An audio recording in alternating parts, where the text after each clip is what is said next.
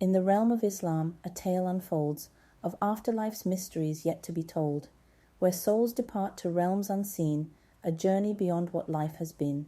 The grave awaits, a silent abode, where souls rest in their earthly abode. A fleeting moment, a passing breath, a pause before the soul's grand quest. In the grave's embrace, deeds laid bare, no worldly guise, no worldly care. The truth revealed like an open scroll, accounted for, the ultimate goal. A soul adorned with virtue's grace finds comfort in this resting place, while those who strayed from righteous ways will tremble in the shadow's haze. The afterlife, a day supreme, where every soul will be redeemed. The righteous hearts find paradise, where endless joys and peace arise. Gardens adorned with beauty's bloom, a tranquil home, no trace of gloom. In the company of prophets divine, believers bask in love's pure shrine.